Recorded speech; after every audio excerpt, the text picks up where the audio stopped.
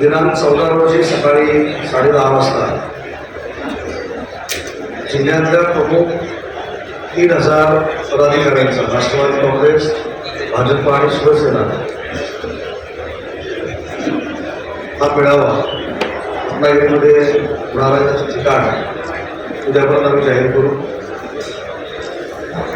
ग्रामपंचायतीपासून खासदारकीपर्यंत सगळ्या निवडणुकांमध्ये अतिशय चांगला समन्वय असला पाहिजे.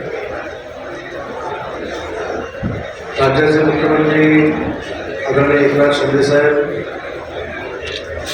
उपमुख्यमंत्री आदरणीय देवेंद्रजी आणि उपमुख्यमंत्री अजितदादा यांच्या नेतृत्वाखाली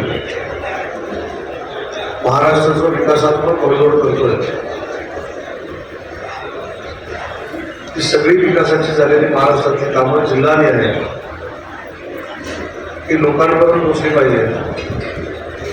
आणि रत्नागिरी सिंधुदुर्ग आणि रत्नागिरी रायगड हे दोन्ही खासदार फार मोठ्या मताधिक्यानं निवडून आले पाहिजे. हे मिशन घेऊन आज सगळे पदाधिकारी जिल्हा आहे. आणि 14 तारखेला आमचा संकल्प मेळावा आहे.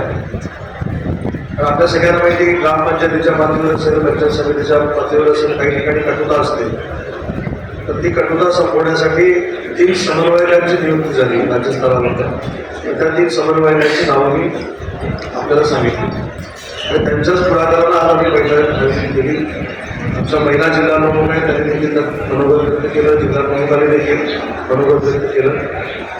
आणि जे आज देशाच्या जनतेच्या मनात आहे की नरेंद्र मोदी हेच देशाचे पंतप्रधान झाले पाहिजे, तर तेच आमचं तिन्ही पक्षांचं आणि आमचे 14 जे उरलेले 11 जे मित्रपक्ष आहेत त्यांचं जे मिशन आहे ते पुढे घेऊन जाण्यासाठी आजच्या बैठकीचं आयोजन केलं होतं.